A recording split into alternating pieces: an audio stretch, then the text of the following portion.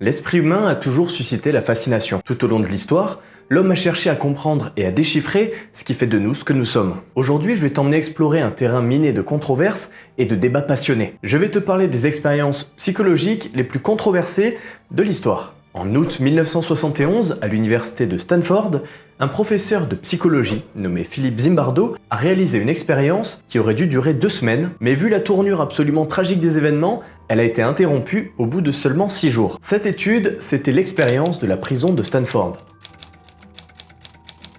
Imagine un campus universitaire des plus classiques, plein d'étudiants hyper motivés et leurs professeurs. Au milieu de tout ça, Zimbardo et son équipe ont transformé un sous-sol en une véritable prison. Des cellules qui donnent clairement pas envie, des grilles et une ambiance vraiment oppressante. Tout était prêt pour accueillir les participants de cette expérience inédite. Zimbardo, c'était le chef d'orchestre de cette expérience. Un prof charismatique et respecté, fasciné par les théories sur l'influence sociale et la déshumanisation. Et avec cette étude, il voulait comprendre comment des gens ordinaires pouvaient adopter des comportements extrêmes sous l'influence de leur environnement. Pour lui, les situations avaient plus d'impact sur les comportements que les traits de personnalité. D'ailleurs, et j'y reviendrai, mais cette étude a longtemps été utilisée pour justifier le comportement des nazis durant la Seconde Guerre mondiale. Mais revenons-en à nos moutons. Dans le cadre d'une recherche psychologique sur la vie en prison, Philippe Zimbardo a sélectionné 21 personnes pour participer à cette expérience rémunérée de 2 semaines, qui sera payée $15 par jour. Un véritable luxe. Et en vrai, je rigole pas parce que ça fait environ $100 actuels. Les participants ont été divisés en 2 groupes au hasard, les gardiens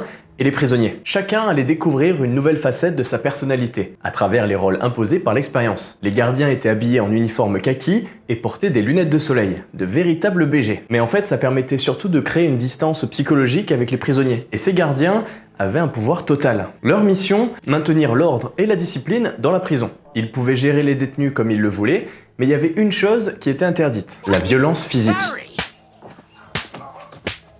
Et vous allez voir que le mot physique a son importance. L'expérience commence avant même que les prisonniers soient en prison. Et oui, Zimbardo ne fait pas les choses à moitié, puisque pour rendre l'expérience encore plus réaliste, il fait en sorte que les prisonniers soient traités comme n'importe quel autre criminel. Ils sont arrêtés chez eux, sans avertissement, et emmenés au poste de police locale. On prend leur empreinte digitale, on les photographie et on les enregistre. C'est alors qu'on leur bande les yeux et qu'on les conduit dans leur prison fictive. C'est là que le processus de désindividuation commence. C'est quoi la désindividuation? Alors déjà, c'est compliqué à dire, mais en gros, c'est un concept de psychologie sociale qui explique que tu perds un peu ton identité et ton contrôle quand tu es dans un groupe. Tu te mets à faire des choses que tu ferais pas tout seul, juste parce que tu suis le mouvement. Par exemple, dans une foule agitée, même quelqu'un de calme peut se retrouver à crier et à casser des trucs parce qu'il se sent moins responsable. Ce serait ce qu'on pourrait appeler l'effet de groupe. Et donc pour ça, les prisonniers de leur côté sont dépouillés de leur identité. On leur donne des numéros qui seront désormais leurs prénoms. Ils sont enfermés dans des cellules étroites, habillés de blouses blanches, marqués d'un numéro d'identification et soumis aux règles strictes des gardiens. Honnêtement, l'expérience doit être fun vraiment 5 minutes. Leur journée était rythmée par des routines imposées, des contrôles fréquents, l'ambiance se faisait de plus en plus lourde,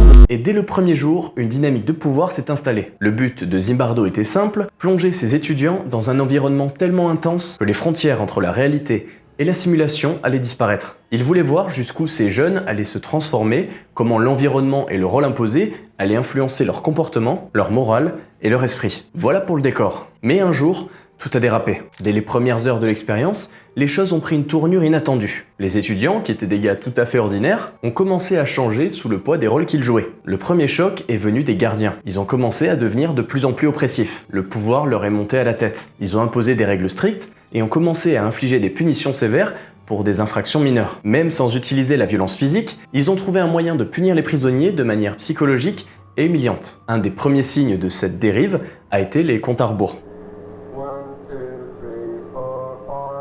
Les gardiens réveillaient les prisonniers au milieu de la nuit pour des comptes interminables, les forçant à réciter leur numéro d'identification, à faire des exercices physiques épuisants ou à nettoyer les toilettes à main nue. Perso, je pense que j'aurais pété un câble, mais bon, c'est plus facile à dire qu'à faire. Ces pratiques, qui visaient à déshumaniser et briser la volonté des prisonniers, sont vite devenues la norme. Les prisonniers, eux, ont réagi en se soumettant de plus en plus. Au lieu de résister, beaucoup ont fini par se plier aux gardiens jusqu'à finalement accepter ce traitement. And the prisoners were lined up against the wall for a count.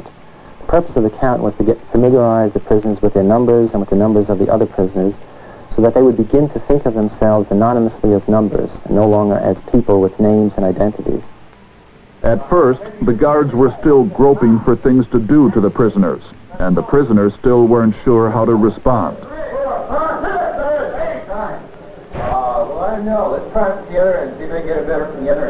Les prisonniers ont donc perdu petit à petit leur identité personnelle, allant même jusqu'à s'appeler par leur numéro plutôt que par leur nom. Mais il y a un moment qui a marqué l'expérience. C'est le moment où le prisonnier numéro 8612, qui était au départ rebelle, a commencé à montrer des signes de détresse émotionnelle grave.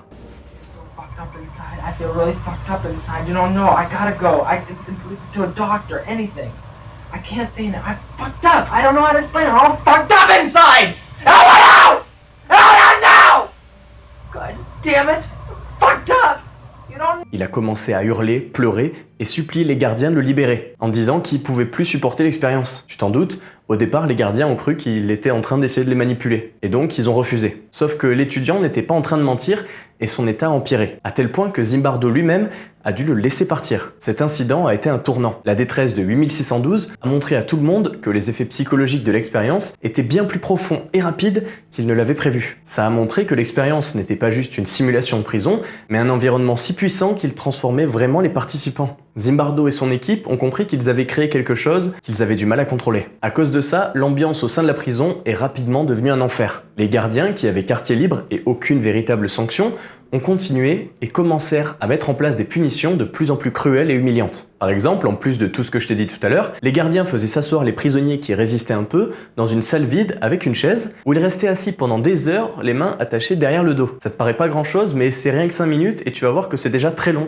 Donc des heures, ça fait très mal. Et donc cette punition, comme toutes les autres, avait pour but d'écraser toute volonté de rébellion. Et pourtant, le 3e jour, les prisonniers organisent une révolte. Ils barricadent les portes et les cellules et refusent de suivre les ordres. Mais ça dure pas très longtemps puisque les gardiens utilisent des extincteurs pour obliger les prisonniers à se calmer. D'ailleurs, suite à ça, ils imposent des restrictions alimentaires et privent de sommeil les prisonniers encore plus que ce qu'ils faisaient. Autant te dire qu'ils devaient plus dormir beaucoup. L'un a d'ailleurs particulièrement subi la situation. Le numéro 819, qui avait activement participé à la révolte, a été isolé par les gardiens et condamné à répéter qu'il était une mauvaise personne, tout en se tenant debout pendant des heures, sinon il risquait de nouvelles punitions. Tu t'en doutes, c'est pas extrêmement fun, et il a lui aussi craqué et demanda à être libéré. En remplacement, le prisonnier 416 a été introduit. C'était un étudiant calme et réfléchi, mais il a été tellement choqué par les brutalités des gardiens et la passivité des autres prisonniers qu'il a commencé une grève de la faim pour dénoncer le traitement inhumain. The prisoners didn't want to have anything to do with him because he was a bad prisoner.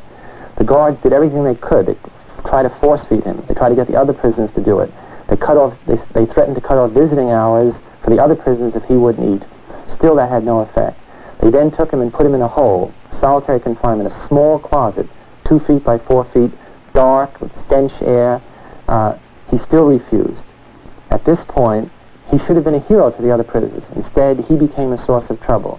Les gardiens, comme pour tous les autres prisonniers, ont tenté de l'humilier pour briser sa volonté, mais ça n'a pas trop marché. Du coup, ils ont fait appel aux prisonniers eux-mêmes pour les aider. Évidemment, il a fallu proposer des récompenses à ceux qui collaboraient et des punitions aux autres. J'ai même plus l'impression qu'on est dans une expérience là. Mais bon, c'était pas si bête parce que ça a complètement divisé les prisonniers. Et ils ont commencé à s'embrouiller entre eux. Et donc tout ça a duré 6 jours, jusqu'à ce qu'une amie de Zimbardo, aussi psychologue, soit invitée pour observer l'expérience. Elle a été complètement horrifiée et demanda à Zimbardo « Qu'est-ce que vous faites à ces garçons ?» Et alors là, ça lui a fait comme un électrochoc. Il a réalisé qu'il était parti un tout petit peu trop loin. Et donc il a décidé de mettre fin à l'expérience. Lorsque les résultats ont été publiés, ça a fait un raz-de-marée dans la communauté scientifique et même au-delà. Aux États-Unis, cette expérience est si célèbre qu'elle fait même partie de la culture populaire. Aujourd'hui, l'expérience de Stanford est un passage obligé au lycée et à la fac. Un groupe de rock s'appelle Stanford Prison Experiment et plusieurs films en ont été tirés, dont un avec Forest Whitaker et Adrian Brody. Lors du scandale d'Abu Ghraib, qui a fait surface en 2003, Zimbardo a fait le tour de tous les plateaux télé. Pour faire simple,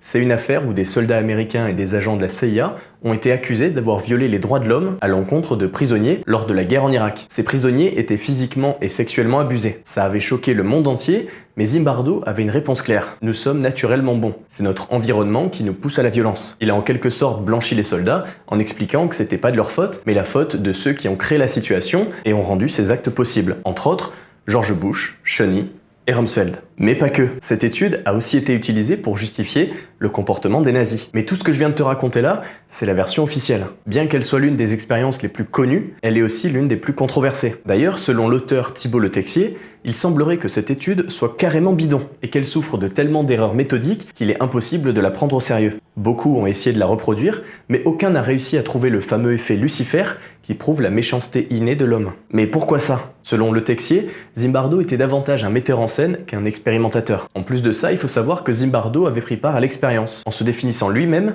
comme superviseur de la prison. Et donc, il communiquait régulièrement avec les gardiens, et serait même allé, selon certains auteurs, jusqu'à souffler des idées de mauvais traitements aux gardiens, ce qui fausse un peu aussi les résultats. Zimbardo a toujours prétendu que les gardiens avaient été complètement laissés libres et qu'ils avaient réagi spontanément à la situation et que toutes les violences qu'on avait eues ne venaient pas d'une autorité qui les avait prescrites, mais elles venaient de la situation, qu'en gros l'habit fait le moine et qu'il suffit à quelqu'un de donner un uniforme de gardien et puis ça y est, tout à coup il se transforme en tortionnaire. Donc typiquement là j'ai 2 citations de Zimbardo. Donc, la première, là je texto, aucun des 2 groupes n'a reçu la moindre instruction lui dictant comment se comporter. Et deuxième citation, les gardiens ne reçurent aucune formation pour devenir gardiens. Donc ça, c'est des mensonges purs et simples puisque les gardiens ont eu une journée de formation, enfin une après-midi de formation la veille du début de l'expérience. Donc l'expérience a commencé un dimanche. Le samedi après-midi, formation. Donc là, on voit Zimbardo qui explique aux gardiens les résultats qu'il veut atteindre. C'est par exemple lui qui aurait eu l'idée de l'appel au milieu de la nuit, c'est aussi lui qui demanda aux gardiens d'imposer des pompes, ou encore, il avait proposé de mettre des couvertures pleines d'épines. Bref, tu commences à comprendre que l'expérience était pas tout à fait legit. Le Texier est même allé jusqu'à interroger les participants, qui lui ont confirmé ce qu'ils pensaient. Zimbardo leur faisait croire qu'ils étaient des expérimentateurs, comme lui, et il mettait des coups de pression à ceux qui étaient trop mous. Les gardiens savaient donc très clairement quel rôle ils devaient tenir, pour bien faire. Et pourtant, même avec ces coups de pression, seul un tiers d'entre eux se sont montrés agressifs. De leur côté, certains détenus dépressifs ont aussi été incités à jouer un rôle. En gros, dans les archives, on voit bien qu'on leur a dit qu'ils ne pourraient en aucun cas arrêter l'expérience avant la fin, sauf s'ils tombaient malades ou faisaient une dépression. Donc, comment sortir? Eh oui, la dépression des prisonniers a probablement été surjouée dans le but de sortir. Pour conclure, l'expérience de Stanford a créé un entre-deux, à mi-chemin entre réalité et fiction. Même si cette étude a fait le tour du monde et est connue à l'international, selon de nombreux auteurs qui basent leurs avis sur des éléments concrets, il n'y a pas eu d'expérience de Stanford. Il y a plutôt eu une simulation ou une démonstration. Si jamais ce type de vidéo te plaît et t'intéresse, dis-le moi dans les commentaires et j'en ferai plus sur les expériences psychologiques les plus controversées. Merci d'avoir regardé jusqu'ici et à bientôt pour en apprendre toujours plus.